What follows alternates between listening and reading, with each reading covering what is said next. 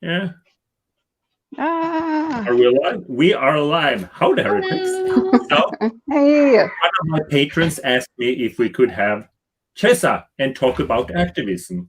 So we invited Heather too from Heather Rants. Because this has been a boring year. There's been no activism for me almost. I like to protest outside conventions. And no convention this year. I had planned 12. Well, the aim was 12 protests. So, what do you say, Chessa? Have you done anything fun this year? I planned on going to Brooklyn, and that was in March, so I ended up having to cancel. And then we were talking about Prague, and I was talking to other people about California. So, like you, I had a huge year plans for activism. I tried to do some stuff online. I think we did the Memorial live this year, and we had the director from the Oxygen special, The Witnesses, that came on, which was really cool because he's not an ExJW, but he talked about ExJW things. He understood some of the Toni Morris memes and stuff that had come out, so you could tell he was following it a little bit. That was kind of cool. So I mean, there's been a lot that's happened, like live streaming. I think there's been some letter campaigns, like the Sharing Shoes campaign. That was really good. That was really impactful. But as far as like get-togethers, like physically organizing, there hasn't really been much. What about for you, Heather? With microphone, please. Our local government kind of shut down with the COVID thing, and it took them a little bit to kind of get started.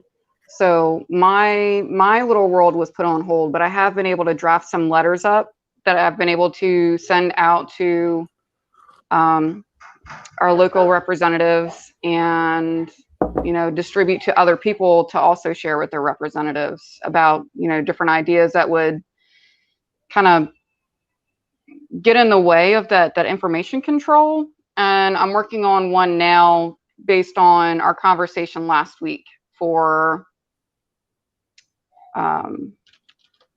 trying to bring a child asking for help out of that penitent privilege. So I'm working on that now. That's some really tough research to do. But sorry, I've been eating blueberries. My lips are blue. I'm sorry. Well, let us know. We're happy to help you. I mean, penitent privilege is not easy, and it's something that, especially here in America, it's been heavily guarded as a policy by the highest of courts. So it's going to be something that's difficult to kind of break down and describe. I know there's one survivor I was talking to. Her name is Star Paul. And she did a lot of lobbying last year with SCARS. She would go into different legislators in the capital of California, I think, in that building. And she had to break down what happened to her, where it came from, what clergy penitent privilege was, and everything that was wrong with the policy in like 60 seconds, essentially, to a legislator, and then go next door and talk to the next one. It was really hard on her. So we need a lot of people out here finding different arguments, finding different dialogue when it comes to penitent privilege to kind of find a way to break it down to policymakers. And it has to be very concise. It has to be very, very right. And that's the hard part too, because like you said, the research that I found is not American. Why people report, or how the way people responded impacted them. All of that came out of the UK, and not American studies. So it kind of sucks. Like, we are kind of stuck in this like old world kind of, I don't know, dogma. It does suck. It really sucks.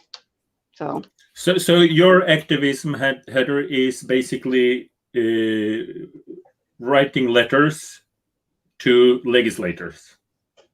Well, yeah, trying to get the research done and getting that together. But I mean, you want to do the research so that you have the capacity to make a compelling point. And the first one was more about like an informational poster that would be available so that they don't have that information control, and it's there, it's available. And we have in restaurants locally where they have helplines posted on posters inside like a bathroom stall. Like, why wouldn't that be something that you could do? But it steps on the toes of the elders.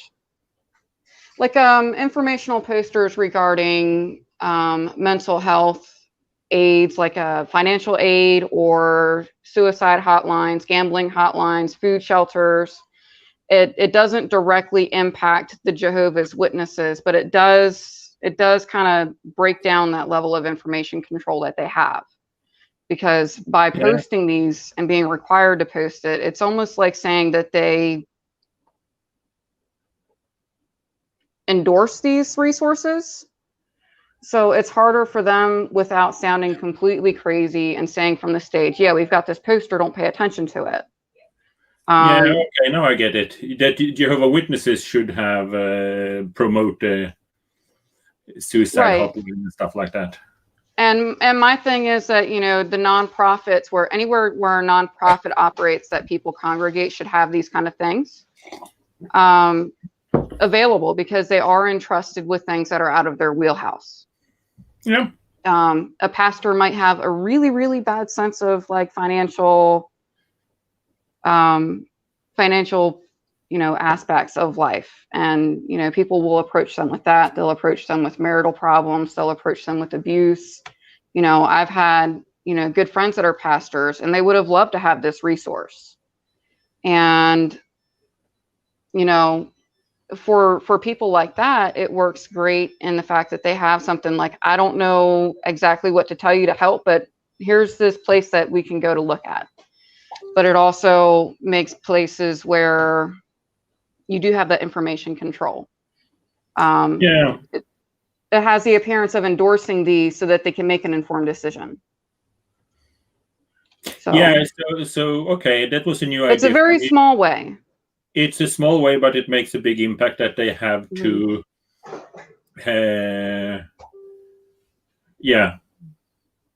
I'm thinking about how legally, right, because you shouldn't force people too much, you know, because, you know, freedom and stuff like that. Well, the freedom also, of religion thing, it's not imposing on it. They still have that choice and to use those resources, but they can make an informed choice. Yeah, I think one point to talk to politicians is, you know, basically these organizations are businesses that run without paying taxes. So it's not totally unreasonable that they get some, you know, they can choose. Either you behave like good people or you lose your charitable status. And having high control groups should have a poster with suicide hotline. That's, you could argue that really any charitable organization. Huh? Really any charitable organization, because I have friends that have got like animal rescues, and people ask them about how to treat like ear mites and stuff in their dogs. Like, you know, they're not a vet. It could be a lot of different things. But because they're working with these animals, they're asking for information on how to treat things that they don't have the ability to diagnose. So it's that same concept. There's people in a lot of these religious and religious facilities and shelters that are entrusted with issues that are not in their scope. So they might have an awareness of where to go or not. But, you know, they don't necessarily have a connection to the resources. But if we would try, well, this is my idea. If we would try to focus on how to do activism and less on what we want to change, because that's what someone asked us to do, you know. I got you. You know me, I focus on human rights, and I could talk about that for 5 hours. But, you know, the way I do it is this and this and this. So the way you do it, Heather, you write letters. So my first question would be, do you get worldly people to read them? Because you know, if you would show a letter to me or Chessa and so, you know, we would understand everything and we would agree with you. Right. it's a good idea to run it by normal people and see if they react. Yes, because exactly. They react totally different than us. And you want to do that because you're approaching this from your perspective where you've had that information control, and you don't necessarily have that you can't see the forest for the trees. Yeah. I did share it with other people to try and get ideas. I approached other religious leaders to see if they felt like this would be something that they'd be opposed to, or if they felt it would be a benefit. And on the whole, they were all considering it a benefit. They do get approached with things all the time that are not in their wheelhouse.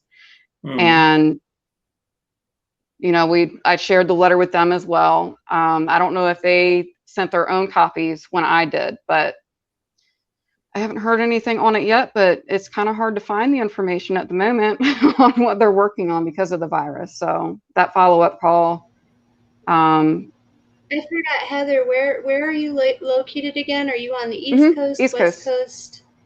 East Coast. East Coast, okay. So, I mean, cool. You do need to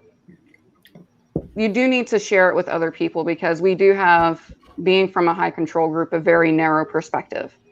It does benefit you to forget the narrow perspective that exists in, the out group, so to speak, because there's that whole dogma about, the conservatives or the liberals. And what I found is that you don't have a fine line on, what bills these people sponsor.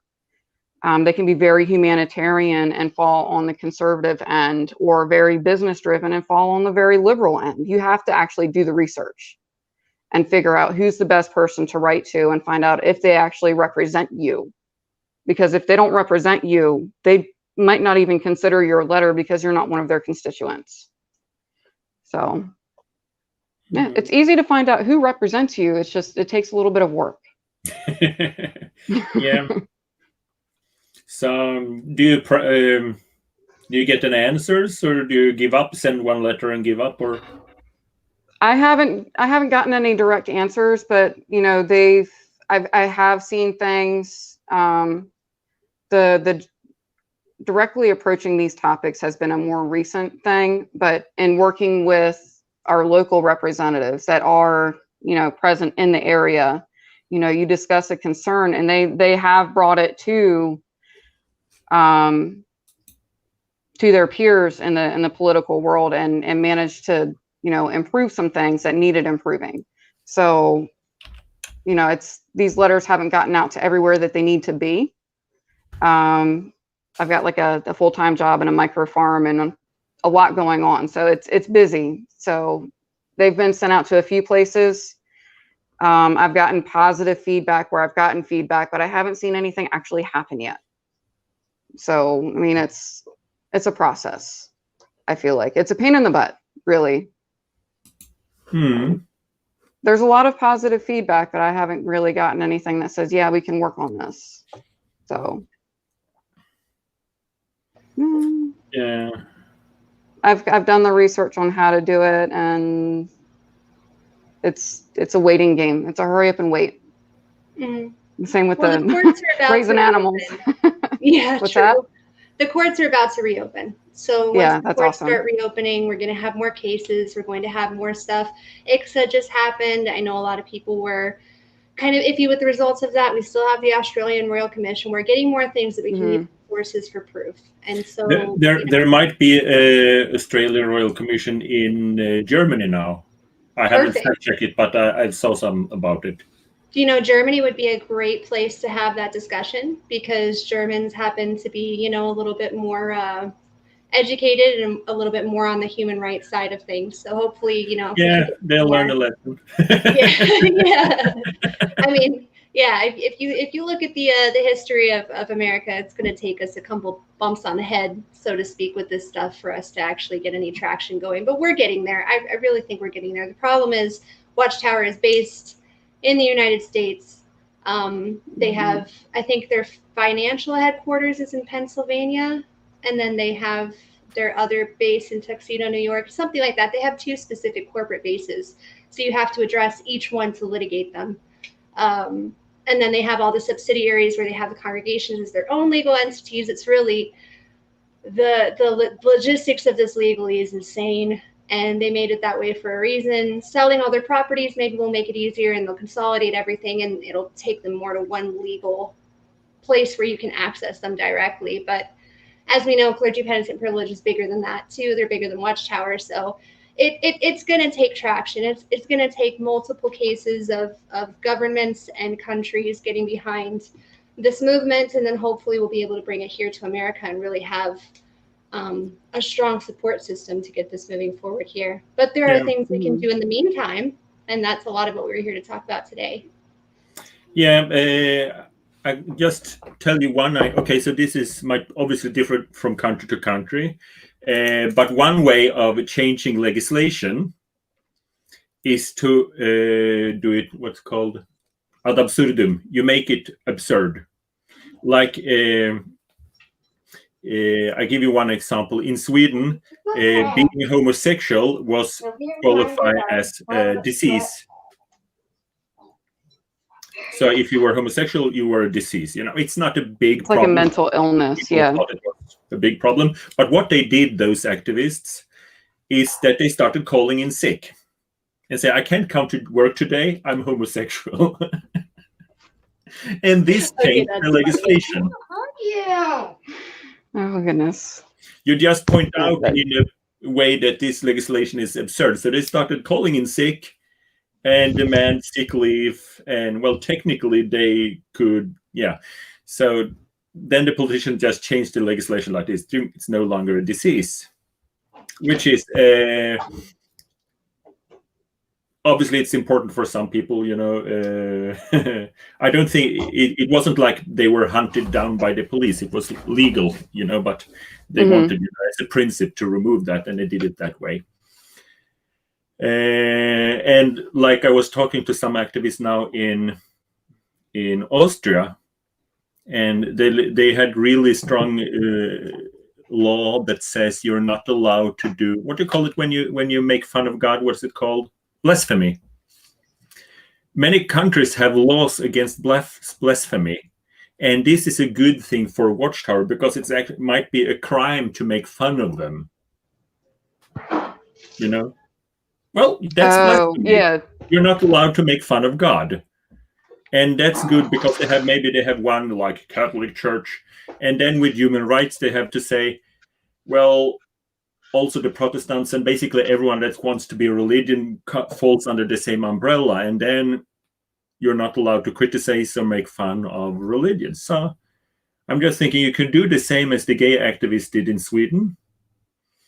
You know, every time someone's making fun of, like the Vikings, they make fun of Odin and Thor, you can call blasphemy on them. Because when people think blasphemy, they think about the Christian God. You know, frankly, I'd be a little more afraid of the Thunderbolts, though, making fun of Thor. It'd be a little bit.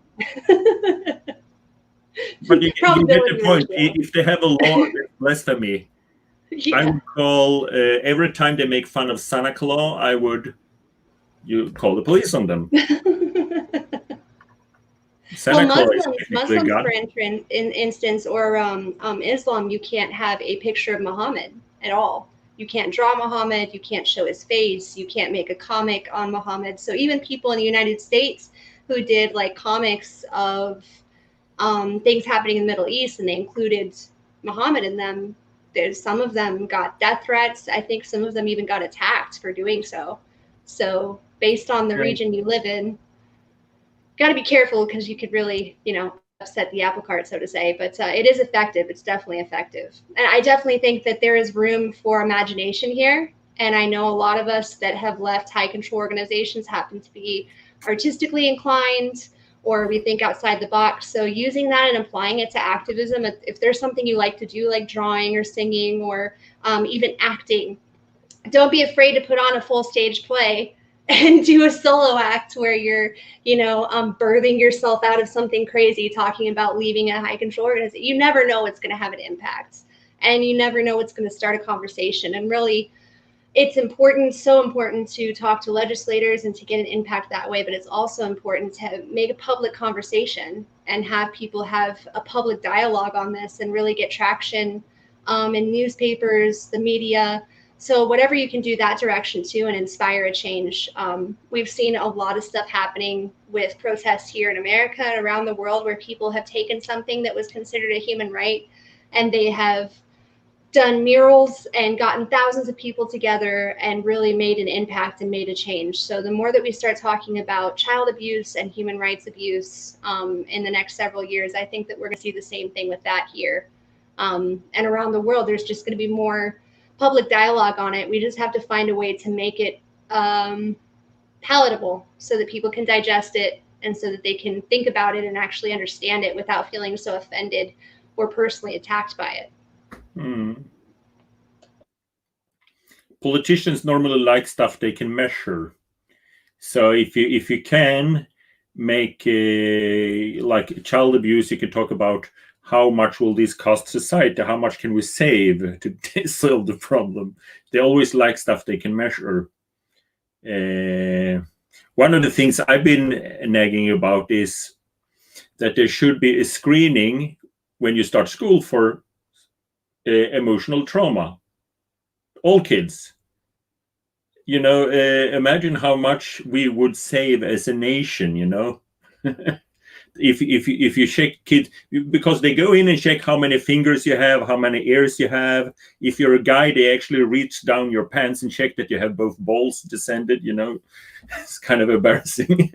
But they do that when you're 10 or something in school. But imagine having a screening 1 hour per kid for emotional trauma when you start school when you're 7. Imagine the long run profit from that for the society, you know. Just one kid less in jail will pay for the whole nations of screening, you know. But totally also that would also mean that cults have more difficult to run, because it would really easy show that, okay, all these children from the glorious divine truth religion, all of them have the same memorized answer to those questions, you know. They would really stand out as a group when they have been trained to answer the questions and stuff like that. So stuff like that, when you tell them what they can do and have a plan for how much it would cost or they would save money, that's a good thing. I made a list about different kind of activism. You can say what you think. Nerdy activism, what do you think? I wrote real. What kind of activism? Example, like what kind of nerdy activism?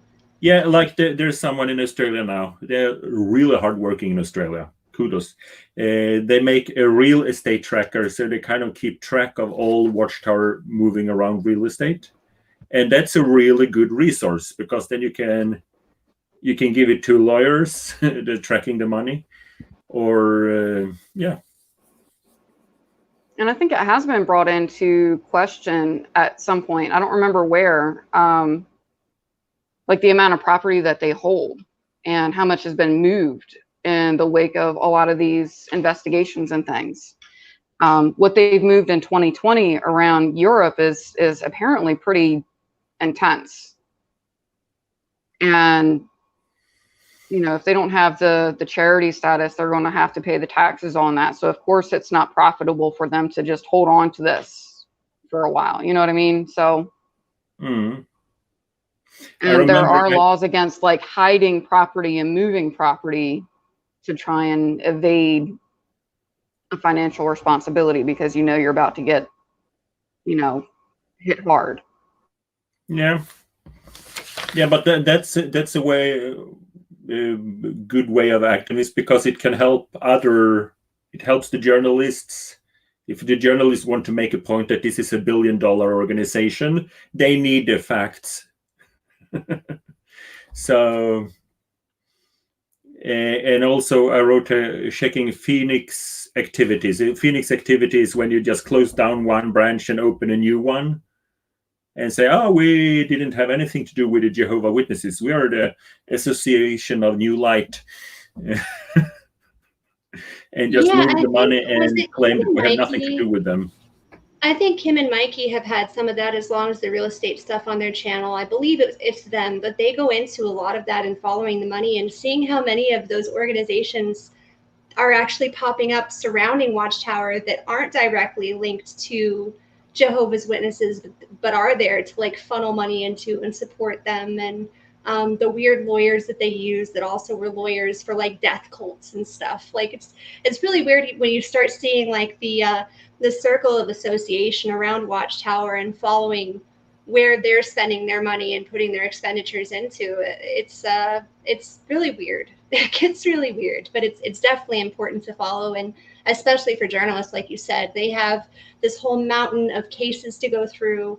They have all these people to interview. So giving them actual factual sources that they can go to helps them go a long way in actually having a good case against Watchtower when they go to print.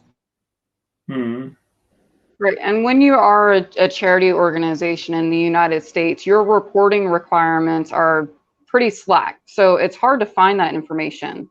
So just that kind of work in general is huge. So, yeah, I like that idea. Just have to say thank you to Gina Weiss for a super sticker. But what I want to say, if someone wants to do like the kind of nerdy real estate tracker or Phoenix or checking the money, that's kind of something you do for the rest of your life because they're always moving around. So, but there are people doing it. But that's kind of hard work. You have to do it all the time. They're just moving around. You have to check. You have to find out new. It's not like you can make a list, post it online, and think, okay, this will be good for the next 10 years. No. So I wanted to mention this because there are some really, really, really hardworking people behind the scenes doing this. And I had the privilege to talk with. I remember when I still was married to my ex-wife, she went to the meetings, and I told them, this money grab they did when they own all the Kingdom Halls. And obviously I was negative, and she was defending them as a witness. And I remember once she came and told me that you said they don't have, they are stealing the money, but they gave us 500,000, that's about $50,000 US, 500,000 Norwegian kroner as a gift to redecorate our Kingdom Hall. And our Kingdom Hall was new. And the witnesses thought, oh, wonderful, God's organization. That's a ridiculous high amount of money. No business can do, obviously, when you have the critical thinking skill, you just, all the dominoes go down directly. See, this is a scam. But the witnesses were, they're moving it to hide it. What organization would give $50,000 US just like this and say, redecorate a new building? So the witnesses, they changed they painted something, a wall, and they got some new drapes or something like that. But what happened later, you get a letter, it says that if there's anything left of the gift, we would like you to donate this to. So that's what they do. They seize the ownership of the Kingdom Hall, and they give you a bunch of cash. So it's your money now. And you buy new drapes, and that's like 1% is gone. But hey, we got great drapes. So it. But then we ask you, would you like to, your decision, give this to another? So they move around money like that. And that's pretty basic. I remember I told that to the Australian activists, and they were like, do you have the facts? Do you have the documents? So they're very serious. I'm not. That's good. That's good, though. Yeah. Yeah, that's good. That's why all this stuff happened from Australia. They are not making angry memes and posting on Facebook group and think that's what we do. They are really good, but keeping track of money and the way they do like that, it's a lot of work. So that's what I call nerd activism. I mean, you like the politicians, they make dirt packages, on your opponent. You make a list of everything bad they've done and send to all the journalists, so they're aware of it at least. You can do the same with Watchtower. So is there any other kind of activism you like? What about doctrine? Yay or nay? You mean attacking things biblically? Yeah, with prove them Watchtower? wrong. I think it can be good for people who are still in. I remember when I used to go to the door, even as a pioneer, there would be some people who would leave me head scratching. Even people who were Wiccan or Muslim would bring up stuff like, "Oh, do you know where the Bible split off the Jewish from the Muslims?" And I'd be like, "Well, let me come back next week. We could talk about it." So then I'd go home and I'd research it. And then I'd come back and then they'd have something else to say. So I think really, if you're in the position where you're not very publicly known or something like that, or where you have Jehovah's Witnesses that will, converse with you, I think the Bereans do a lot of deep biblical, scriptural research, and they compare it with Watchtower. So if you're someone who is Christian inclined, they're a good source. Or if you're someone who's trying to disprove the Bible too, that helps. But when you're talking to someone who's Christian, usually disproving the Bible is not the best place to go first. Usually you want to try and break down the cult mindset before you get to the actual, is the Bible real or not? From my experience, Right, and I don't know. Well, they're there to try and teach you and to convert you. So really asking questions that, maybe from a weird angle that they haven't had scripted is a good way to kind of get them thinking. And maybe point out some of the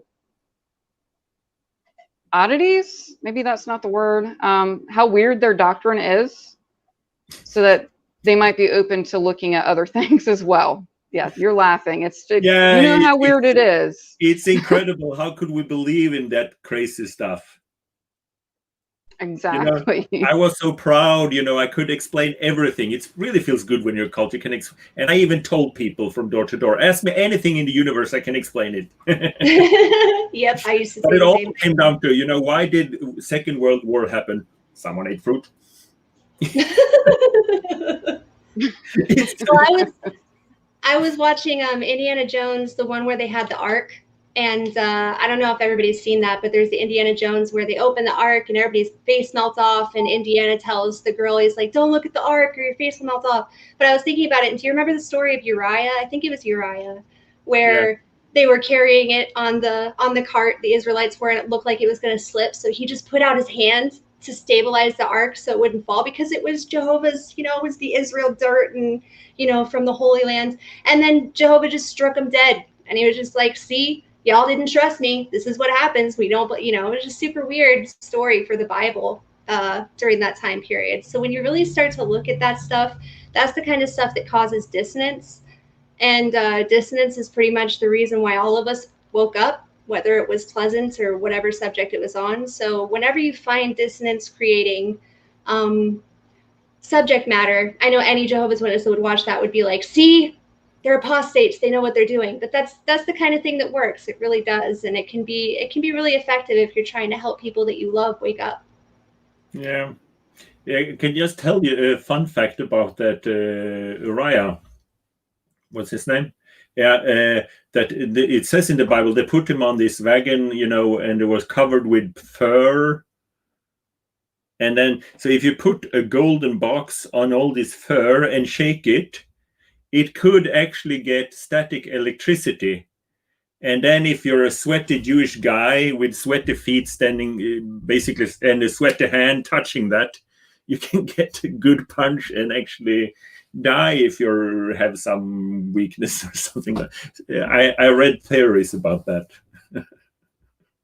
I guess that whole Ark thing's really weird anyway. Yeah, it's a weird story from a righteous perspective. Why would God kill anyone for touching it? Yeah, I don't know. Because if you don't need to, well, why did you need to put it on a wagon if it were a flying ark? Obviously, if it needed the wagon, it also needed help. It's stupid. Okay, other kinds of activism. Cart crashes, yay or nay? What do you think? Well, I would say nay, but I've crashed memorials, so I'm pretty much the worst of the worst. I have never crashed a carts. I have stood outside of a convention and I have stood outside of a memorial, both with news crews, but I have not I've never went up to a Jehovah's Witness and accosted them. You know, like I've always went up, if they wanted to talk to me, they could. But I find the best thing for me was actually talking to people passing by. And I had brochures I would hand out on the witnesses. And I would say, oh, is there anything you'd like to know about the witnesses? And you can see like the brothers and sisters would actually get closer and they'd like turn and pretend they were taking selfies, but they'd video what I was saying. So it was a way that I was like piquing their interest and driving them crazy at the same time, because it was bad PR, basically, like right in front of them. So I never have directly went up and accosted a witness, but I've seen cases where it was successful. I think Sharon Tyson and her husband went up and they had someone admit that they had covered over a sex abuse case. An elder admitted that he had not reported it or something to that effect, and they got it on camera. So sometimes, you know, for some people it may work out. For me, I like giving bad PR right in front of them, because then that triggers their dissonance at the same time while not directly attacking them in any way. I don't know what you guys think. Have you tried it, Heather? We don't really have a whole lot of carts around the area, but you do run into people that are close friends of or family of, or you run into people that just so happen to be witnesses, and of course they can't not tell you. And you know, that does give you an opportunity to just kind of ask like some really weird question, like, so you know, how I don't know, I'd probably have to like base it off of like whatever they tried to approach me with. But you know, say that, you know, what's the good news, like tell me what's the good news. And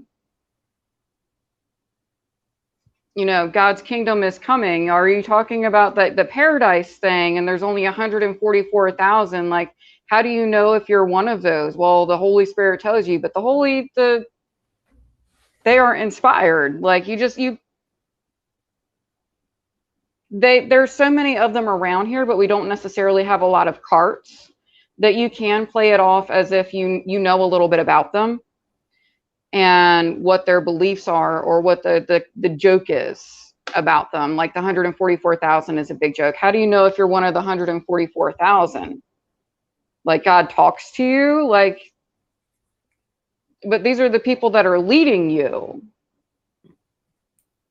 Well, how do you know that? Like some of the crazy stuff that they say, like you can bring up the culture. Like, I don't know.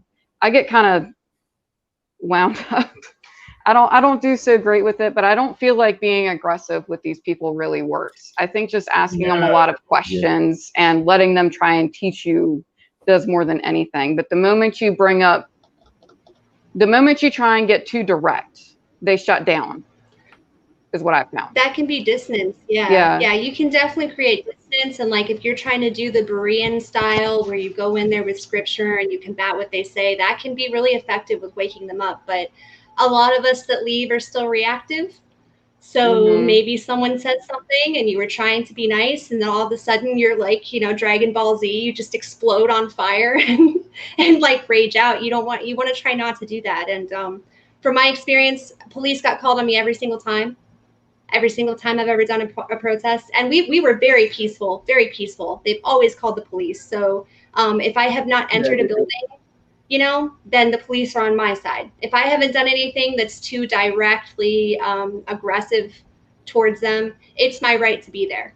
So, you know, as long as you kind of play it within the bounds of the law in your area, that's another thing to consider, because that's the difference versus you staying there and being able to continue what you're doing, or being removed because you're breaking the law essentially, or possibly having something go against you. You definitely don't want that. You know, you definitely don't want Jehovah's Witnesses to be like, oh, look at them, rule breakers.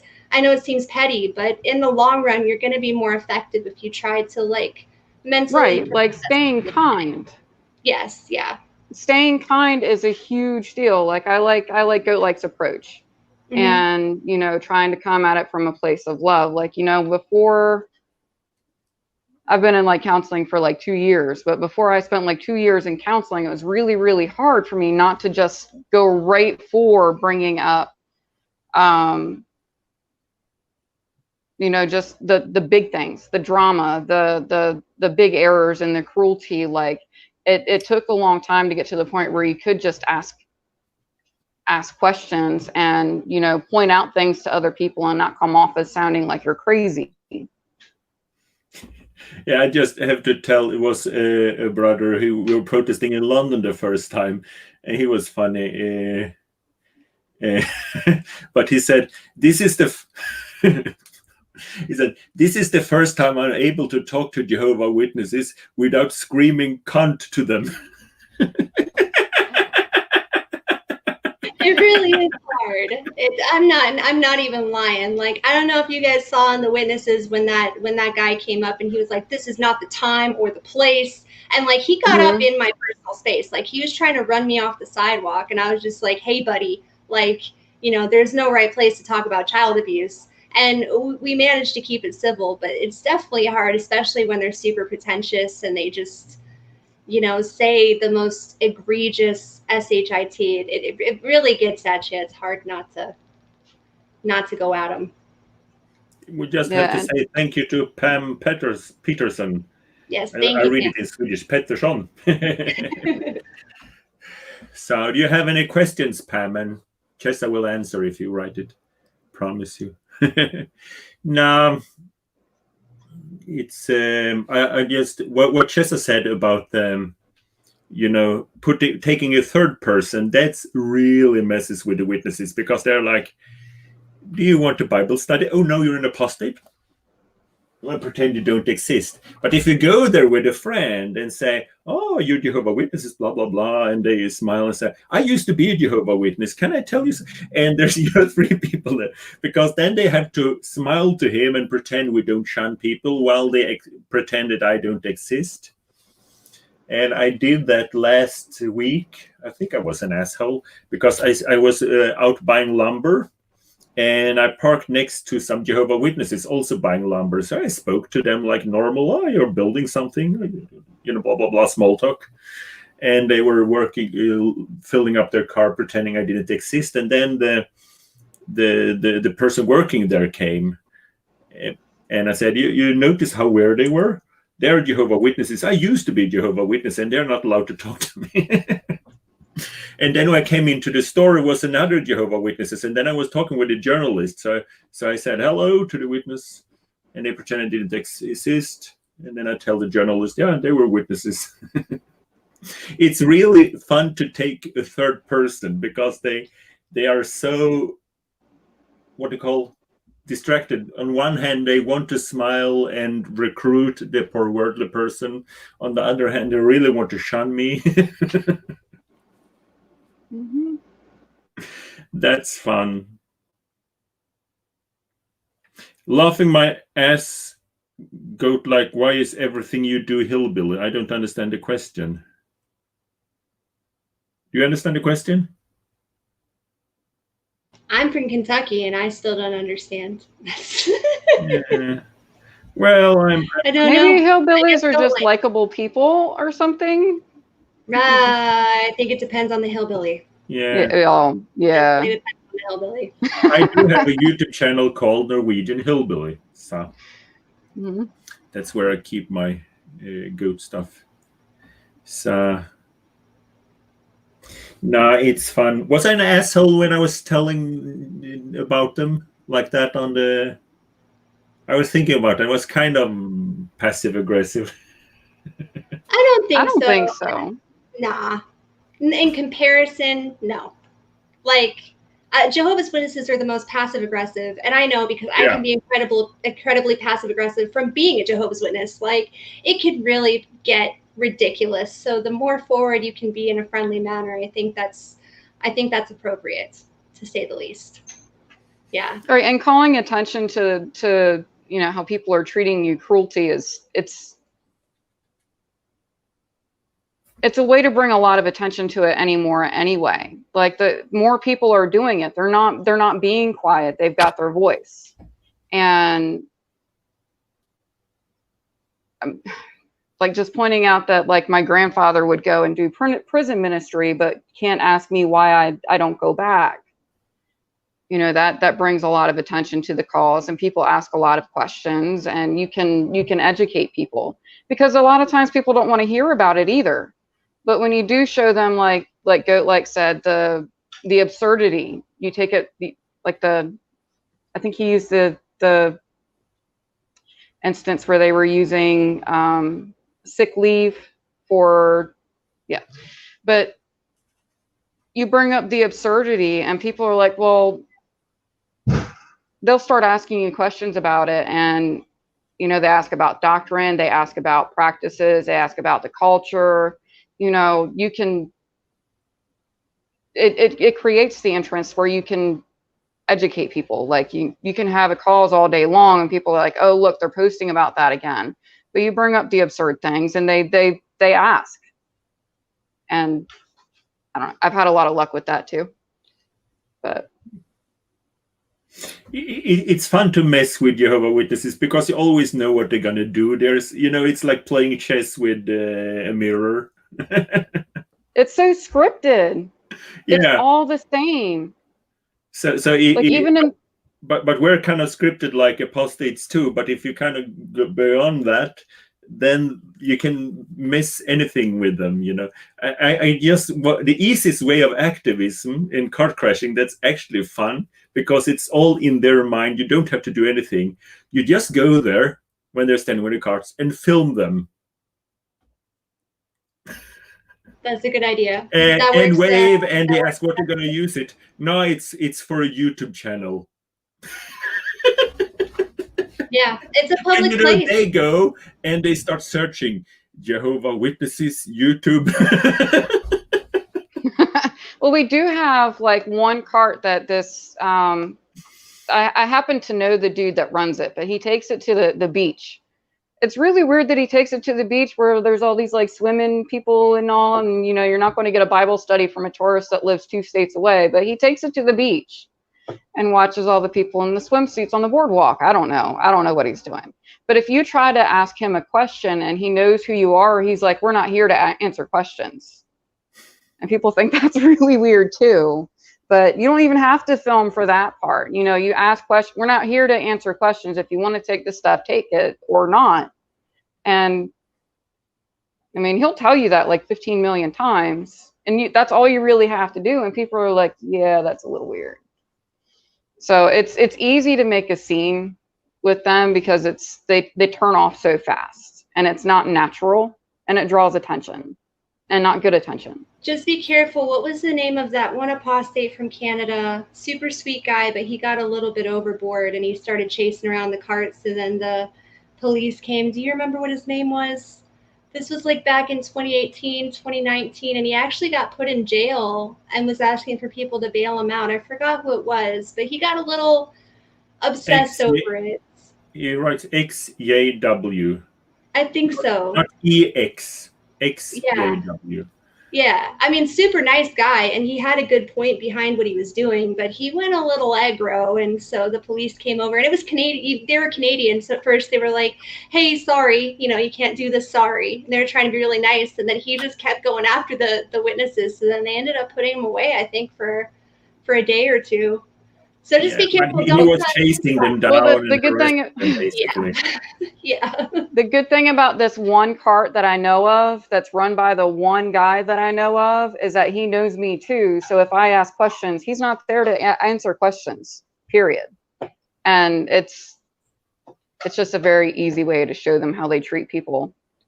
And there's a lot of people around to see it. So it's a beach. It's a tourist spot. Yeah. People are nosy. But yeah, it's not hard because they do have that scripted response. Yeah. Sorry. No, if you want to get Jehovah's Witness, if you do talk to them by the cards, and you want the conversations to start, you just should say something that's not true at all, because then they will, then they don't think you've been a Jehovah's Witness. So, like I said, I only done one cart crash, but I started up saying Jehovah's Witnesses have 8 leaders, and they are called the Octopope.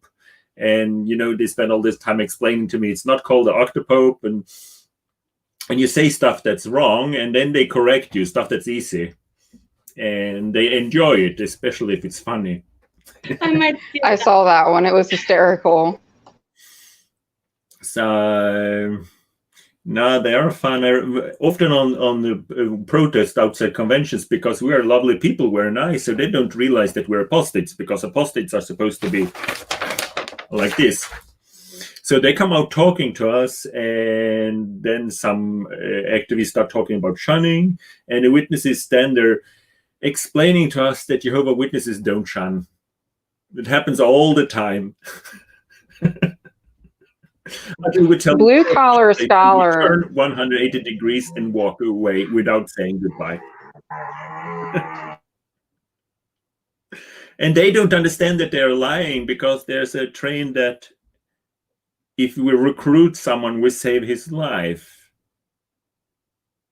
So the potential unselfish gain is so big, so they don't understand they're lying, because they're doing some, That's why it's so effective to have a third person, because then they have to turn on the switch that actually realize that this is lying, what is different between lying and not lying.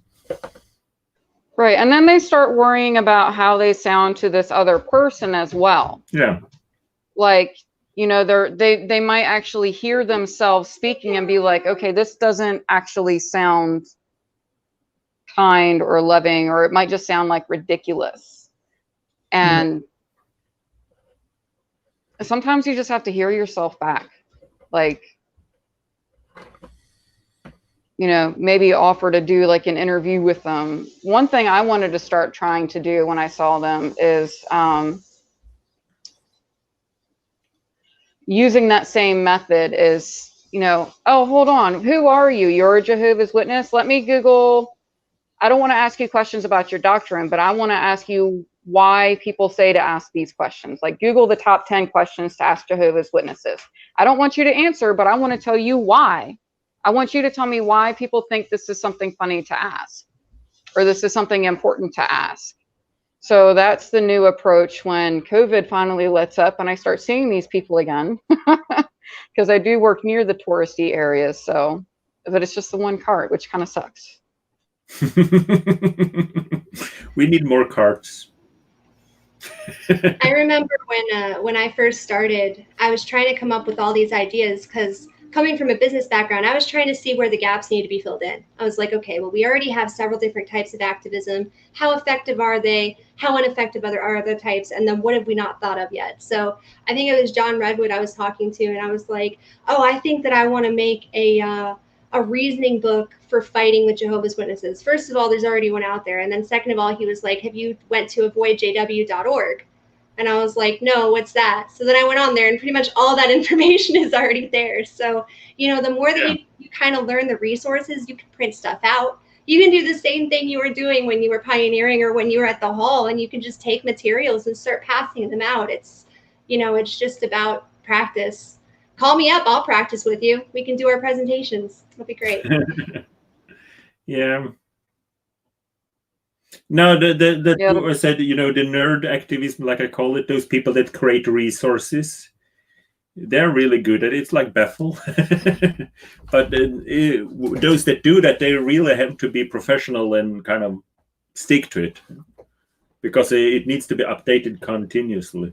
Barbara Anderson with WatchtowerDocuments.org too. She has a lot of the older documents, and she's spent a long time getting those and aggregating them and putting them all in one source. So if you want watchtowers from back in the 20s, you can't even get those off of Watchtower Library anymore.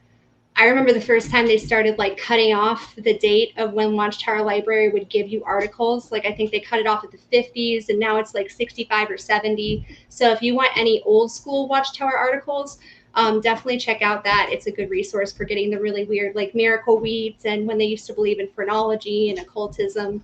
That's kind of stuff you can throw at Jehovah's Witnesses that they won't really even remember. I just have to say here, it says Nigel Rowley. Hello, he says Stewart ExJW was accused of being aggressive by the JWs, but won in court and can carry on peacefully crash carts in Canada all at once. Yes, I'm glad he won. Wow. I still think he was kind of too aggressive, but that's my point. He was one of the more aggressive ones, but I'm glad Lillian Quinn. I'm glad that he was able to keep going. Just I even what happened in Canada, I know that many other countries would not allow him to get away with it because just because you have freedom of speech and stuff like that doesn't mean you have the freedom to be obnoxious over and over again. Well, yeah, and I mean, I think in some countries that would have been a kind of considered a hate crime or harassment. Yeah, I mean, I think we get hyper-focused, and I think we can get reactive, and sometimes it's hard. I think a lot of the people that he knew were from the congregation where he was disfellowshipped from, so they would see him and they would already know what he was about, and they would start walking away, and he'd be like, "Hey, why are you walking away from me? I grew up in your congregation. Why won't you talk to me?" So that's another part of like keeping track of ourselves, because he had a good message, but if you're too aggressive, it's definitely not going to get across to them. Like, as a pioneer, if anybody was chasing me, I was probably not going to listen to what they were saying. So it's just something to keep in mind. I'm glad he got out of all that legal trouble, though. I was worried about him, definitely. Yeah, but Daniel Stokes, he was accused of hate crime. He do car crashes, and he's not as aggressive as Stewart. That's and crazy. the police said he should be worried because it really doesn't, and that was in England. It said it really doesn't take much to be considered a hate crime if you're like over and over harassing people. But like I said, kill them with kindness. Yeah, I like the idea of just filming them and say, well, this is it. Don't worry, it's just piece. Don't worry, we just need some stock footage for the John Cedars channel, and then you walk away. And they go. Well, and it's like Ephraim just said, you don't want to feed their persecution complex. So they have all these videos showing angry apostates, and they have the government coming after them with AKs, and so you definitely don't want witnesses thinking that you're part of that. It's not going to help them wake up. It might make you feel better for a day or two yelling at somebody, but it's definitely not going to work out in the long run. And therapy, I think, works a lot better long term if you have those sort of negative emotions and you need to work through them.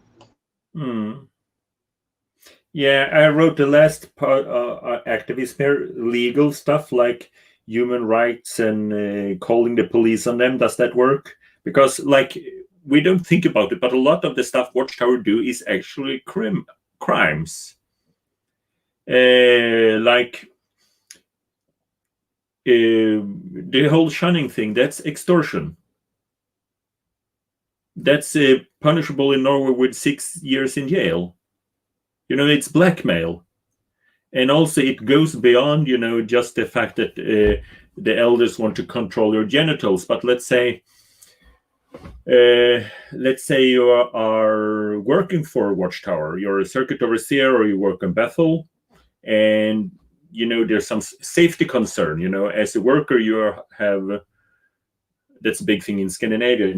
I'm a sheet metal worker, I need a scaffolding. If I fall down, I can sue Watchtower. That kind of workers' compensation, safety, health and safety stuff like that. But the Watchtower doctrine is that if you sue Watchtower, you will automatically be disfellowshipped. That's some serious extortion. And extortion is a crime. Right, they're taking your whole family. Extortion is a crime. In Norway, it's 6 years in jail for extortion. Well, and there's science now that's substantiating the fact that ostracism, like that's the more clinical term for it, ostracism causes actual physical damage to the brain. Like that we're at a point right now where science is coming to the point where it's starting to work in our favor and substantiate just how abusive it is to use that blackmail. And unfortunately, it might take a few more years before we can really show that to people and it becomes more well known and used to our advantage. But I mean, we're getting there. Yeah. Yeah. Is that a little Smurf girl? It's a Smurf girl. Oh, that's another No, fun. she's Sonic. She's Sonic. What's vacation with blue paint in your face? Say hi. She wants to be Sonic. She wanted to say hi. She gets very jealous when I'm online and she can't. Hello, Lily. It's Lily. Hi. I remember the name, yes? Lily, okay, good. She's cute. No, but...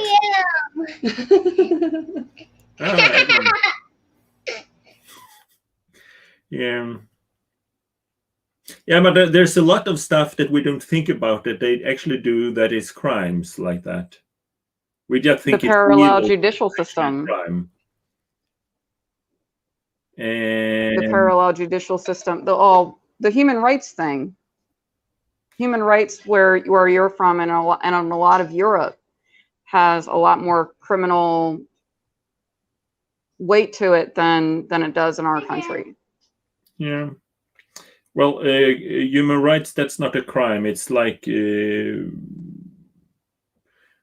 Watchtower violate my rights, I can sue Watchtower. And if Watchtower wins, I can take the Norwegian government to the European Court of Human Rights. So it's not like a law that maybe way. More legal weight than criminal weight.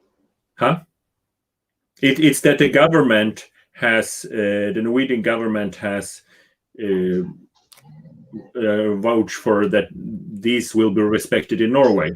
But it only applies to the government. So if McDonald's violate my human rights because they own me as a slave, I can sue McDonald's, and then McDonald's have to release me. If they don't have to release me, I can take the Norwegian government and then the Norwegian government later have to change the law so I can sue McDonald's again. So gotcha. Okay. So human rights does not work like criminal law. Well, it has more legal leverage than criminal. That might be a better way to put it. But what I'm doing with my hashtag all religions must is I make this much smaller.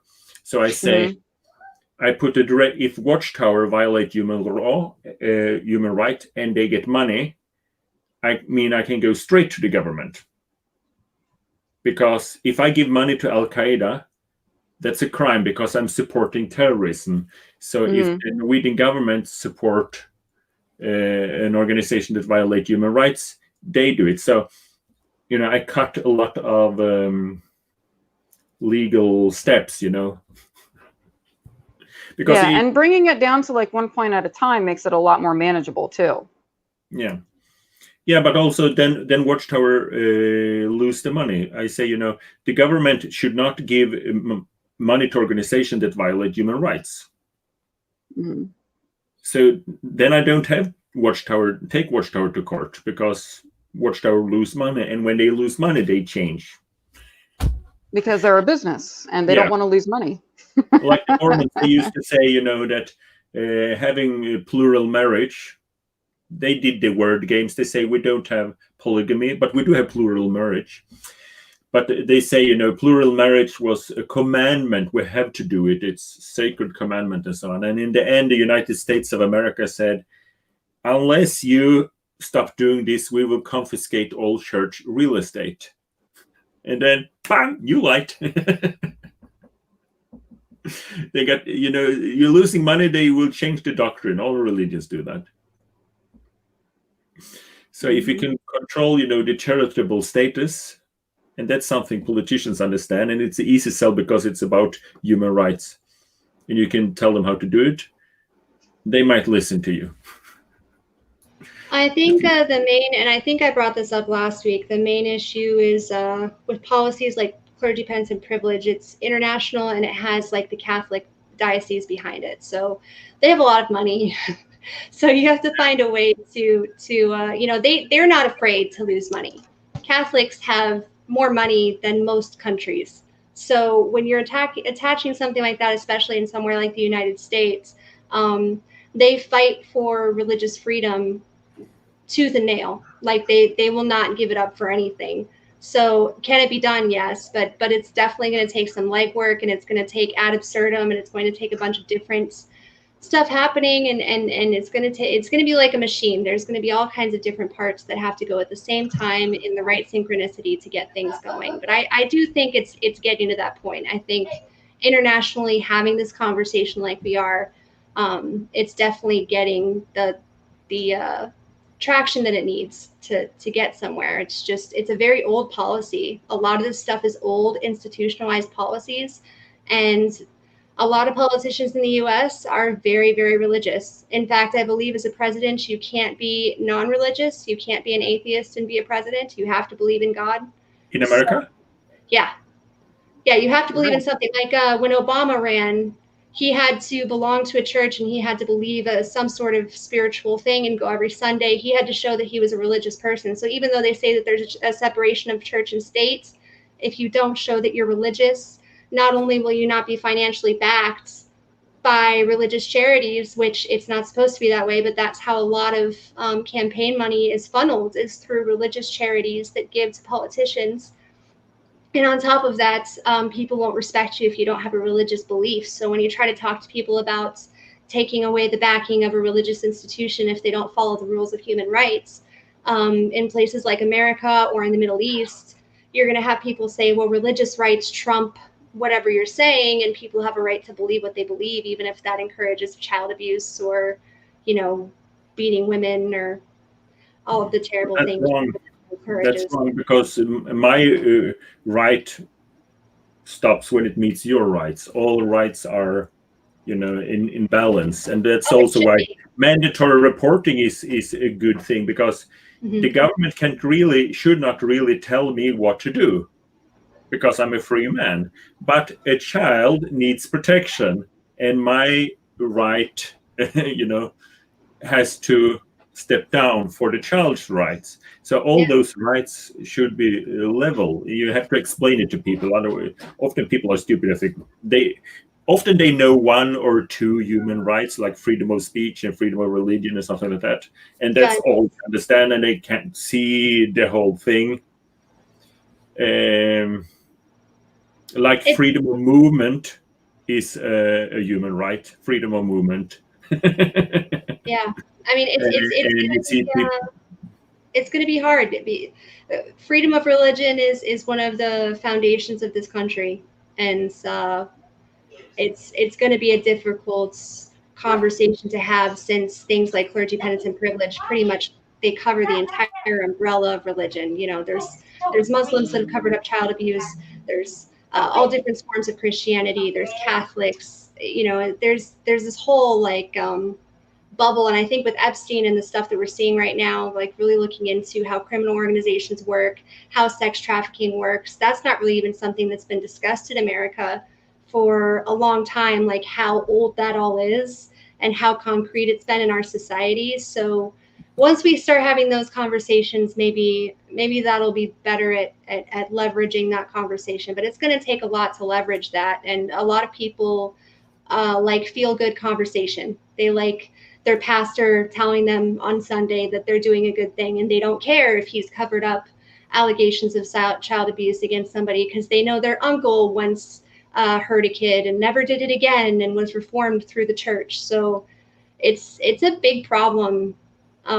It's going to take a lot of legwork with this. Yeah. Yeah. What we're looking at too is the fact that you don't have total religious freedom. Like if it's a religious freedom, like you can't beat your kid because the scripture says to stone a defiant teenager or something. That's not legal.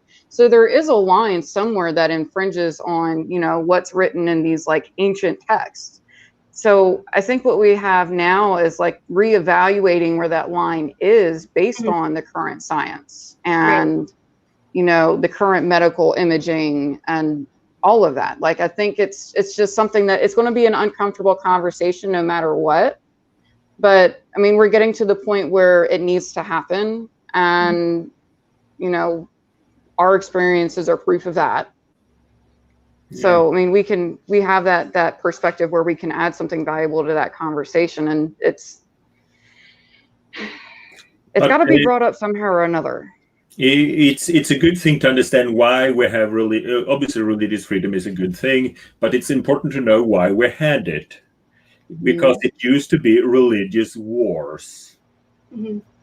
That's the aim with religious freedom, was to stop religious war and to stop religious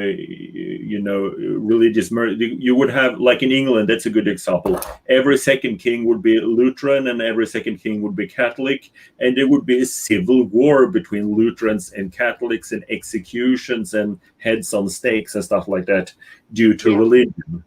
And then other religions, like a lot of the people, that left to America, Calvinists and stuff like that, ancestors of the Jehovah's Witnesses from a doctrinal way, but they had to flee, that kind of stuff. We really don't have that kind of, that's kind of a primitive way of having religious freedom. Stop killing each other. You're allowed to be crazy, but you're not allowed to kill each other.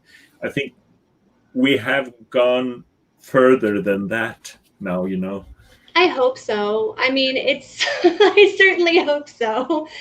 This time period is really weird. I remember when I went to the Mount of Olives, I think it was in 2008, 2009, I went to Israel, and the church there, was it there or was it, actually, I think it was Bethlehem. I went to Bethlehem, and that was on the other side of the wall in Palestine. And so they had 3 churches that occupied that part of the city and that occupied that building. They had the Greek Orthodox, Roman Orthodox, and then I believe there was the Jewish monastery. They were all in the same building, and they all hated each other. Some of them would spit at each other when they walked by. They would have their meetings at different times so that they didn't fight each other, literally. And then you would have the Muslims that would call in the evenings. As soon as the sun went down, you would hear the Muslim call to prayer. And so having all of that, like religion in one central location in Israel and around Palestine, was dangerous. It could really get dangerous. I mean, even nowadays, and you're kind of seeing that here in America too, there's a lot of people who have different forms of Christianity. And like, if I were to walk into a Pentecostal church here in Kentucky, and start saying something that was contrary to what they were doing, snake handling and throwing fire around, I could probably get my butt whooped pretty quickly. So you got to be careful. It's religion has always incited violence. It's really weird when you kind of start thinking about it. It's always been an inciting violence. So especially with the election we have coming up, it's very religiously volatile. There's a lot of talk about religion going on in our country right now. I really think Europe is going to be where this stuff happens first, like Germany, Sweden, Norway, Switzerland. That's where this is going to be having a more level-headed discussion as far as with politicians. As far as the U.S. goes, until we get a little bit more stable and less like Israel, where they're just so, aggressive. We'll see what happens in November. Yeah. I know. Okay, so I don't want to go into politics, but just I notice in America, a lot of people, right wing, they hate atheists and they hate Muslims. Yes. So I'm sweeping everyone in the same group now. So it's just talking. We're just writing stereotypes. That's all. Huh? I said we're just using stereotypes for the discussion. That's all. Yeah, it's just a stereotype. I know that, and let's not go into politics. But that group, there's more than one of them. So let's say there's 2 of them. It's actually effective to explain that if you want to beat the bad stuff about Islam, because there's some bad stuff, it's actually with secularism and science. That's the reason why Christendom stopped. You could say that mainstream Lutheran Church and Catholic Church, all the mainstream church, they kind of behave well nowadays. They don't burn witches, they don't punch babies. They kind of stopped doing all the weird stuff they used to do. It was a 300 terrible years from medieval times to now, and many historians say that it's just that Christendom is like 300 years in front of the Islam when it comes to secularization, So is just a talking point. If I would meet the crazy people that hate atheism and Muslims, actually atheism would be, and science would be the cure for Muslims, not Christendom. Not convert them to Jesus, but to make a society that's more secular, with less crazy and more human rights and more respect. Yeah, I don't know too much about Islam, but I feel like it's a lot more oppressive on just the different genders, if I remember right. But I think that's like a speculative perspective, kind of. I don't know. I'm not familiar with them too much. Yeah, but you know, if you take, as when we were witnesses, we read something in the Bible and we do what it is, you know. The Bible says you should be stoned to death and blah, blah, blah, you know, very literal. But then other things that's in the Bible, no one cares, you know, because the governing body says it's okay. Like marrying an unbeliever is not a disfellowshipping offense, you know, because, well, that's the way, blah, blah, blah, blah, blah. So you know, Christendom very left, you know, all the crazy stuff, you know. Oh, we should burn a witch, but we don't do that anymore, you know. Well, in Islam, they're still kind of, oh, it says here we should. So if we can get them to relax more, you'll just see things from a get them to move that line. That's the cure. Not to try to convert them to become Christians. Just to, like I said, every time I protest outside the convention, they ask why I come. I say, if you respect human rights, I will stop protest. I have other things to do. We can't remove the cults, but we can improve the cults. So, or change the rules that they have to go by. Yeah. No, please, if you meet someone, you know, that hate atheism and hate Muslims, ask him if he's okay with spreading atheism to Muslims. It would be fun to hear what they say. I like that approach. I gave the link. Do you know that reason why I was thinking about this was because yesterday was the International Apostate Day. I didn't know that was a thing. No, and it was actually the ex-Muslims that invented it, I think. Because they do have a harder time than we do, because they might get executed. Is that like an international thing? I hope not. Huh? I think it's mostly the Middle East where they face violence, but especially if you're gay and you're a Muslim, or even here in the United States, if you leave and they find out that you don't believe anymore, if you have some family that's like hardcore Islam, you can face getting honor killing things. Yeah, I mean it's still, you know, that's like a gang. Once you're in, you know, it's deadly to leave type deal. So they had where they hold their hands and they do an A on their palm, and then they do hands up for apostates or something like that. I thought it was pretty cool. Could you say that again? I didn't hear it. It was like hands up for apostates, and they did their hand, and then they did an A on their palm, and then they took pictures, and it was like because in case they had to be, you know, anonymous, then they could say they were an apostate and have their. I thought it was a great idea. But like this. Into. Yeah, it was. You're not identifiable. Yeah, you're pretty identifiable, Jonas. Yeah. I think you're gonna get away with that. We went to, that was fun. We went to the cinema, saw the video Apostasy, and after we watched it was at the protest in London first year. So we watched the movie, and then after the movie, the ex-witnesses started applauding. No one else applauded, and we stood up and said, "We are ex-Jehovah Witnesses. Do you have any questions?" And everyone asked, "It can't be that bad." And we said, "Yes, it is. It's that bad and that boring." And then after a while, someone raised his hand and said, "I've been watching this video all the time." And I said, "That's nothing."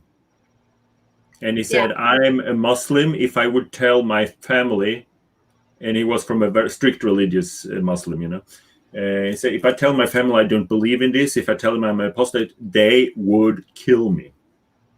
And he wasn't joking. And he looked around like this before he raised his hand and said that. And I spoke to him later, and he was a British Muslim, religious, and then he went to Bethel, basically. It's called Saudi Arabia. And he thought, well, now I'm in Saudi Arabia, I can really do some research and learn everything about Allah. So, he started doing a personal study, and he woke up in Saudi Arabia, like we often wake up in Bethel. Oh my God, that's crazy. It's like the most dangerous place to wake up of all time. Yep. That's, wow. So that's why I say, bringing human rights and stuff and secularism, if people don't like what we do because they're Christians, just turn it to say, well, do you mind we do this because it will also hurt the Muslims? Yeah. And a lot of people are scared of like the different denominations too, because of some of the more extreme behaviors that you see in some of the members. So that is a good way to present that information is, how would you feel if yeah, exactly. Yeah. I lose my train of thought pretty quick, but I know what I'm trying to say. Brian Rodriguez say, I apostate through my music. So you can call in and sing for us. I gave the link here. Yeah, that would be cool. Did anybody have any questions about getting started with activism? I know that there's a lot of people who wake up and have all this energy and they don't know how to get it out there. Yeah, do you have any questions?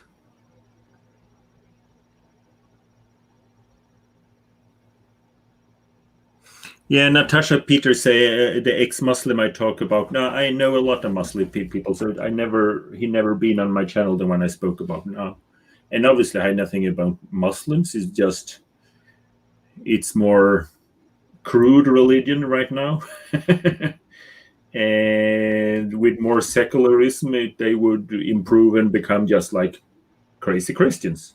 Mm-hmm. That's. Since we were talking about how to speak to politicians, you have to know to put the wording so it fits all the bases and all the crazy ideas without offending anyone. And pass that information around to people that don't have our experience. In Saudi Arabia for apostasy. Wow. What was that? Yeah. It said that poor guy from Saudi, Ralph Badawi, got 1,000 lashes in Saudi Arabia for apostasy. It can be worse than that. I've seen terrible things, terrible things. I mean, it's pretty much a national religion. So I forget, is it Iran or Iraq that's technically considered a theocracy or whatever, where they're actually led by their religion, like their religion is their whole national political system. Iran is a theocracy. Yeah, so like there, if you went against any of that, it would be kind of like if anybody's seen The Handmaid's Tale, be very similar, where you have to wear the garb and you have to do, speak the certain way and greet the certain way, and if you don't do that, if you show that you're in any way divergent from that, you can get in trouble legally. Well, no, the Vatican state is also a theocracy, if you consider that a real country. But if you go there in a Muslim robe, or if I go there and claim to be a Jehovah's Witness, I will not be executed. So theocracy does not equal necessary tyranny.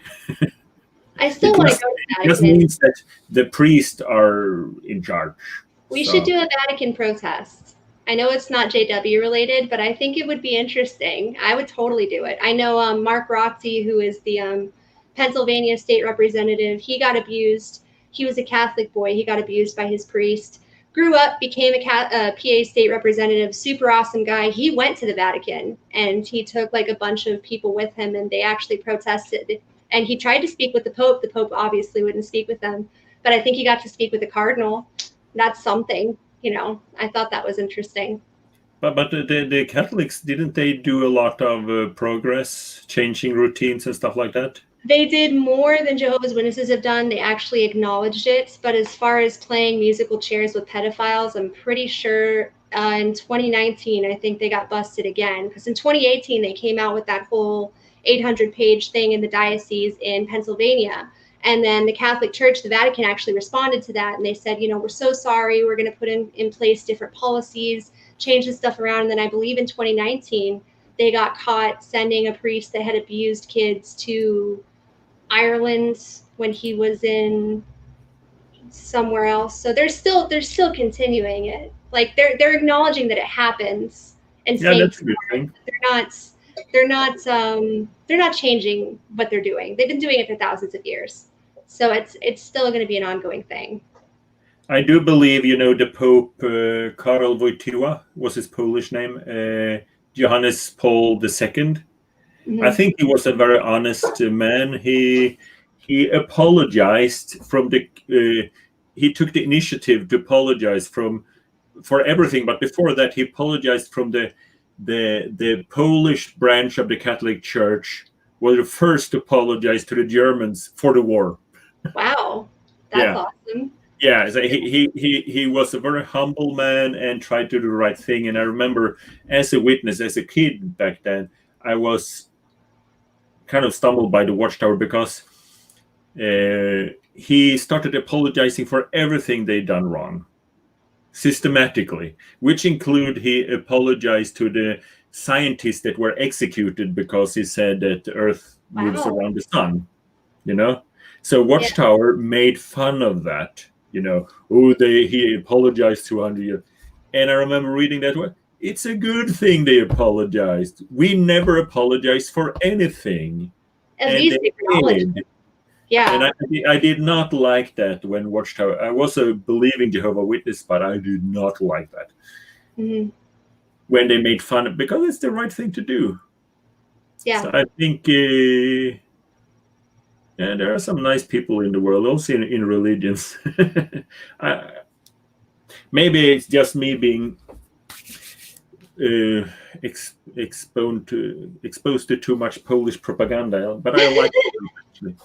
I mean, hey, I don't even know if all the governing body are bad, you know, or that they have bad intentions, but I do know some of them seem pretty bad, and none of them are acknowledging any of this. They're just kind of, you know, hiding under their pillows and then leaving them off the bed so they don't do dirty things with them at night, it seems like. But, you know, the governing body knows, you know, what their intentions are, but they're not acknowledging anything. That's for sure. Hi, Brian. Hello. Your microphone is not working. So I'm leaving the link here, and everyone that wants to call in and behave nicely can call in. But if you don't have a working microphone, we will kick you out really fast. Brian, do you get it working? We can't hear you. Yeah, we can. Sometimes if you go into your settings, it helps. No, we can hear him, but it's very quiet. Able, I think. Because we can hear like zzz, zzz, zzz. That's some bad connection.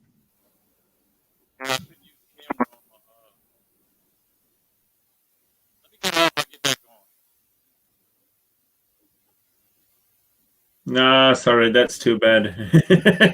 Don't get it working, so I will rule your bad association. So you only get one chance here. If the microphone doesn't work, that's like mortal I'm crime. too nice. I'm way too nice for that on my channel. I'll let people call in and try and try and try. I feel guilty. Yeah, no, I have to be. Hello, Heather. I'm back. No. What should we do activism like next year? They say the witnesses have something in November. Have you heard anything about that? Like a campaign, special campaign? Oh, geez. No. I've heard some kind of speculation on the message changing and becoming more negative, but I mean, that's not from an especially reliable source.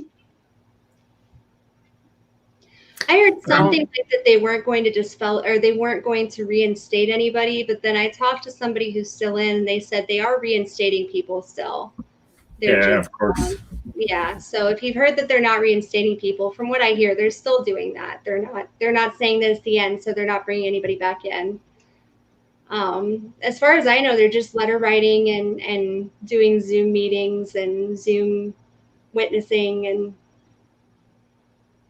all that just stuff. witnessing to anybody they happen to come across. Yeah, but they do this teasing and hard to get thing all the time. Like they say, oh, with the corona, the last days of the last days, undoubtedly the final part of the final part of it was no doubt that the corona was Armageddon.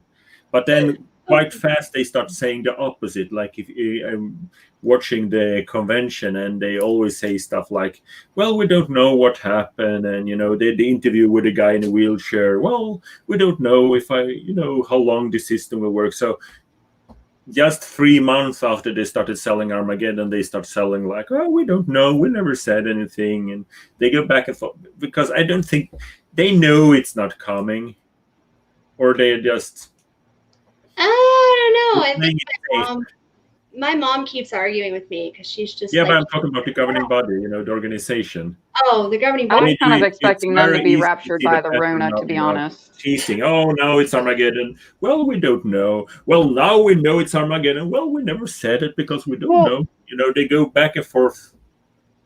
What if it's just a thing where they say it and put it out there in the world just to get that fear response, because they have to maintain that fear level, and then they come back down and they're like, we never specifically said that, or some sort of nonsense. Like, it's still probably part of their strategy to bring it up and change the story again. Yeah, because then they can be like, oh, well, we retracted, or it was a misunderstanding. They say that we never said specifically that Armageddon would come in 1975, but they even did it really specifically, because they had a timeline, and they say that the millennium in the timeline, what do you call it, the 1,000-year reign, which is in English, the millennium, should end in the year 2975. They said that specifically. So then it's just to remove 1,000 and you come to 1975. Isn't so that they said it really specifically more than once in several different ways. I always had a hard time. People would tell me about Nostradamus. Remember when that Watchtower came out on Nostradamus, and was he true? Like, was he really a prophet? And it talks about how numerology was false. And then it went into, well, what numbers in the Bible really are, biblical? And then it went into 7, meaning heavenly perfection and different stuff like that. Do you remember that Watchtower? Yeah, something like that. But all of this seems so like somebody was just saying, kind of occultish, as far as like numerology and trying to imagine into the future, foretelling when Armageddon's going to come. Like, it's hard once you get out to not see the how it matches up. I lost my English for a second. Sorry. Yeah, but they were talking about so on Reddit they should have like a campaign now, probably the normal, maybe some tract, and they go out, and I'm thinking, what if we would have? I'm having like protest withdrawal here. I want out to protest. What if they do have a campaign, with a special message, powerful trumpet blast, what if we would just do the same? So we make big, nice signs, and we go up and stand beside them. Yeah. It could be anything. Like, I used to be a member of the Jehovah Witness cult. Ask me anything. A big, professional, nice sign, and we can find the pictures from the literature. We can have the same color, the same logo. If they have a campaign now, it could be like, okay, now we take orange, and there's a picture of resurrection, and they do it professional like that. But we get the same color, we do this. I wanted to do that outside the memorial this year. Yeah. It would be fun to have an international protest, not directed at the witnesses.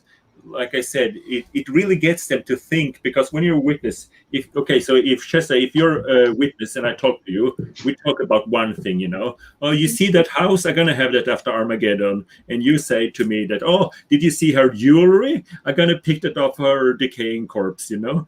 That's how we see each other. And then we talk to her. It's like, no, we believe there's hope for everyone, you know, we just turn. And we're used to that. But if we put a third person there, or an apostate, then we have to compare the things, and we see that it doesn't make sense. Yeah. You know? I really, it's a really strong tool to have a third person, because then they have to think that they can't just blur something out. They have to see it from both perspectives, and they might see this is uncomfortable because I'm lying. Mm-hmm. Yeah. Anybody the apostate standing next to the worldly person knows I'm lying. I can't just say things to the worldly person. I have to tell the truth because someone's standing beside him. So what if we would just make big signs, like professionally, with the same colors? It's not. And just go out there standing by the carts, 3 meters apart. And they say, good news for all nations. And we say, I used to be a member of the cult. Ask me anything. Hold on, I'm going to run and grab something really quick. Hold on, I'll be right back. Yeah. So let's see what they say here. What do you think about my idea, Heather? It's not answering. I had to turn on my mic. Yeah. I'm totally for that. I would go out and hang out at the boardwalk with the one dude that does the cards. Yeah. And I know it would really, really irritate him. Honestly, he'd probably pack up and leave. But I mean, it's basically the same thing I wanted to do for the memorial this year, but the memorial was virtual. So I kind of wanted to have my own kind of informational thing outside the memorial where all the interested people are, and trying to get them before they actually like joined in. That was my plan, but everything was online. So yeah. It's the same. It was kind of the same thing, but like a different occasion. So I don't know. I think that would be really cool. I would do it. It would be fun. It is fun to have like an international because we have people in 240 lands. When we're friendly, you know, all this idea of, you know, the angry apostates, like I know in Australia, I probably said this before. Stop me if I start telling the same story over again. Tell me. But I heard from a PMO. Mm-hmm. Asked the circuit overseer about the protest in Australia, and he said, well, there were protesters on the convention. They were peaceful, but no one showed any attention to them. And then the PMO asked the circuit overseer, what did the sign say? And he said, love never shuns. So even they did not pay any attention, they knew what it was. The sign said. And then I heard several say that some people came from Norway. The apostates came from Norway. So a lot of the people in Australia knew that they were Norwegian apostates. And I don't know how many I told I was Norwegian, because I didn't speak to too many. So we do make a good impact. And the fact that we were friendly, you know, a lot of witnesses smiled to me. Right. And it causes them to question what they were told when you're friendly. Like, we're supposed to have like the horns and the you know, evil and nonsense, but you know, but then we come across like, you know what I'm saying? Like, I hear you laugh. You know what I'm saying though? Like, we're supposed to be like wicked evil people. Subdermal implants, and now I can't, because then I'll give it away. No, I'm just teasing. No, but I did this for the memorial protest, and I was actually going to take this to New York, and I was going to do another memorial protest this year, and then COVID happened, which now I have COVID. So, and you had the wrong size printed too. I remember that. Yes, I wanted postcard cards, and I chose postcard, and it came like this, and it was ridiculous, but it was effective. So I think if we did something like this, oh, there we go. If we did something like this for this next year, it's not super expensive. Like if we could get like some sort of crowdfunding together, we could send these out. Mine are for last year, so it may not work for this next year, but stuff like this is big enough that you can just hold this and dance with it, like sign dancers, and like flip it around. Oh, I don't know if I'll be doing that, but I'll do it. You know, but I'm thinking about, you know, do something that looks like the cards, you know. So you have a sign that's if you make a sign that's 1.5 meters high, and you just stand and put it on your rest it on your foot and hold it. So they're standing with their cart, and we're standing 2 meters apart from them. It looks, and since we probably know what color coding they will have, or they'll probably use the blue one, we can use the same. And it's kind of fun. And if we stand like, it's like, you know, goats and sheep, you know, as soon as you come close, they run away. But if there's a circle around them where they don't care. So it's the same with witnesses. You stand like 3 meters apart. You can see when they start to move. It's like goats, basically. You know, an animal, you can walk close. At one point, you see they get discomfort, and then you take one more step and they run. You can do the same with witnesses. You walk as close until they're discomfort, and then you stand there, and then you just stand with your sign. And that would be fun to have an international protests while they have their thing. Oh, it'd be awesome. And I mean, brochures like this are not hard to make. If anybody wants to make a quick brochure, you can do it in blue and white. You can do it whatever color scheme you want. But it's super easy. I can even help you design them. And then you just print them out. You can print them out on your printer. I ended up ordering these from Vistaprint so I wouldn't lose the design. So I just ordered like 200 of them so I wouldn't lose it. But you'd scratch out the dates and still use them. I have a bunch. I'll send some to you. Or it's like $20 for 500 business cards. Yeah, business well, cards. you know what you could do is take the, you know how they have the JW.org business cards? There's the JW.support extension now, and that's basically like the support for people trying to exit. And it's so close. It's so close that they might actually like go in and look at it. So use that to your advantage too. It's so embarrassing. I had one of the ASL Pioneer cards that you give people to teach them about free home Bible studies. Oh, goodness. Yeah. The stuff we used to do. Talking about legal activism, we go back to that. I actually wrote, you know, we have the GDPR, you know, the data protection thing. And I wrote to them now and explained what we do. You know, we make a list of people that are deaf. We make a list of people that are, remember they used to tell us that we put teachers, doctors, and journalists on separate lists. All of that is illegal, you know. Yeah, or they tell you to like look in the yard for children's toys and things. Like that's not creepy. You make notes. Yeah, like, that's what every salesman would do. But, you know, writing up a lot of information like people's ethnicity. You know, I was in a Spanish congregation. That's in Europe has been illegal since 1945, you know, because Hitler, blah, blah, blah. So you're not allowed to have lists of people's ethnicity. So even the government has to work themselves around it if it's, because we do have minorities that might have some special rights. But also we're not allowed to make a list of that minority. So, but witnesses, they do make a list of everything, you know. And I remember I was in the Spanish congregation. We would, you know, we would question them. We're like, oh, how long have you lived in Norway? Oh, your family live here. Oh, where they live? Are they married? If they're married, they change their name. You know, are married to Norwegian. So we kind of guess. So we knew their first name, and so we could, you know, track their family, find other Spanish people, making a list of Spanish. It's illegal, so I reported them. Yeah. And also because my poor ex-wife, she was disfellowshipped for not being free to remarry. But that means that they had at least 1 hour long meeting with them taking notes about my sexual activity. That's a huge breach of, you know, because they don't have they're not allowed to handle my information, anything. But they go so far, so they actually are filing what I may or may not have done sexually.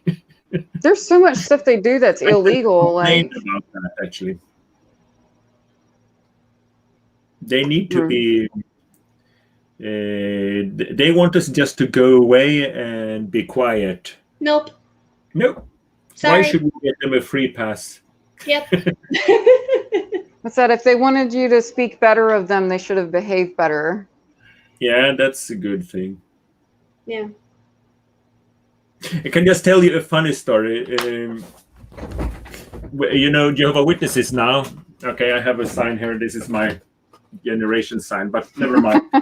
You see on easier to understand with the goats. Signs. They start walking around with signs that says, you know,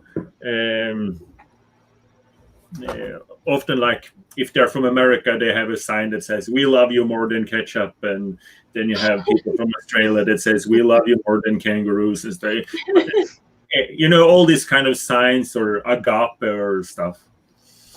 And especially on Sunday, the last day, they walk around with these signs and they wave and they take. But that's so funny because we were also walking around with signs. So no matter where they went, they were standing by the apostate. You guys had a good And a lot of them would actually appreciate, because on Sunday they were in a good mood. They realized the apostates are not dangerous, and they were walking with their sign, and I was walking with my sign, and sometimes we were standing next to each other, and they would look and smile, because it's actually ironic. You know, another thing I think we should do, completely random, but a couple months ago, I did a meeting with former fundamentalists from New York City. And it was like former Muslims, former Hasidic Jews, former Amish even. And they all have their own things that they're doing. So like if we started collaborating with more people that were former fundamentalists, like they actually have like organizations with legislators and stuff that we could jump in with too. And especially if it's hard for us to all like meet together. You know, I don't know with COVID what's going to happen. Like I said, I'm COVID positive right now. I just got told yesterday or the day before that I have coronavirus. So like getting together physically, I don't know if it's possible. It sucks. It sucks so bad. Like I wanted to go to Prague. I was so jealous. I kept telling Jonas, I was like, I want to go to Prague so bad. And eventually, like I would love for all of us to meet up together. But in the meantime, if we can't do that, I mean, I'm pretty sure that we can do like giant Zoom meetings. You can have like over 100 people and just do like big international stuff, send things to each other, and then do stuff in our own locations. But we should definitely do some more like big protests and stuff together. We need to keep have an international like conglomeration of apostates in 240 plus lands. There you go. Yeah. No, that's fun. And, like I say, focus on human rights, and then people know what we're talking about. And like in Melbourne, we had ex-Mormons at the protest. We also had ex-Mormon at the protest and ex-Muslim actually at a protest in Copenhagen. So it really works well with human rights, because that's everyone knows, the politicians know, and we don't traumatize the Jehovah's Witness children. That's very important for me, because they are told that everyone wants to kill us, especially the apostates, you know, and they see us with our signs, and we don't want to traumatize them. Right. And really, if they were to follow more with like the human rights violation things, like if they were to eliminate the human rights violations, nobody would really have a problem with them. Nope. With a lot of these religions, like the human rights approach is, I feel like it takes some of the intimidation away from it. You know, this isn't about you. This is about, you know, the policies that are damaging. We don't hate you. We want things to be better for you. We can't remove the cult, but we can improve the cult. Exactly. I can teach you my go-to joke when I talk to politicians. I always say, I tell all the Jehovah's Witnesses that knock on my door, if you respect human rights, I will let you out.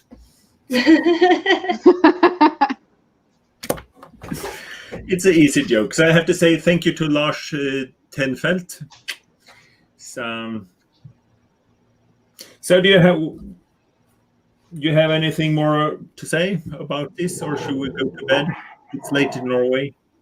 Meet up with former fundamentalists, and if you are thinking about starting your own YouTube channel, talk to Jonas, talk to me, talk to Heather, and we will help you. We will help you. I think the more the merrier, you know. The more voices, the more people sharing. Mm-hmm. Yeah. Like the fact that there's so many of us out here now is telling people that aren't aware of us.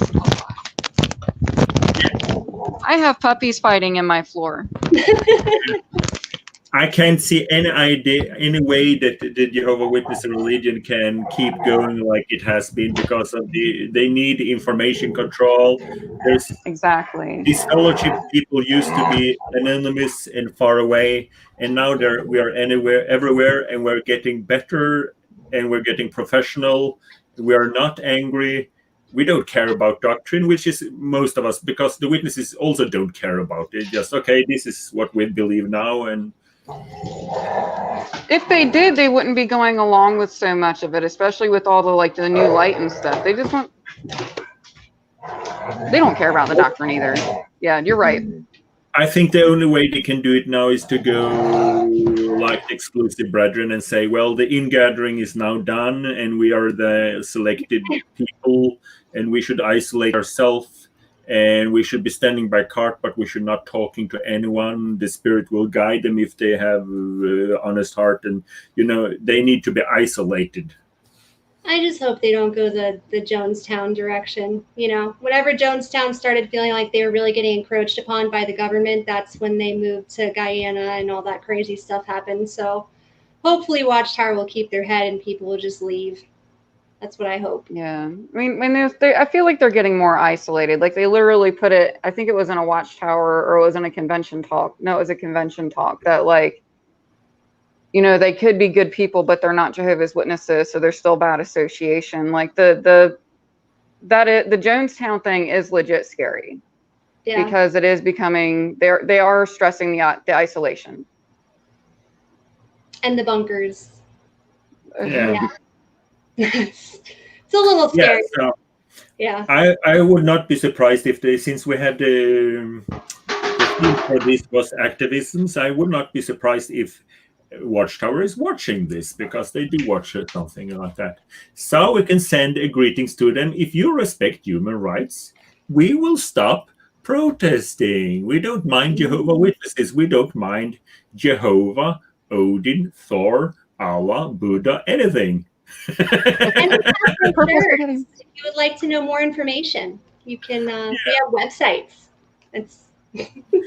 That would be really cool to get to team up with you and do a few different designs for those cards to pass out. That would be fun. Let's do it. Yeah, we can do that. Yeah. So thanks for watching, and thanks for helping me, and take care of Corona and Lily and puppies and everything. Will do. Stay well.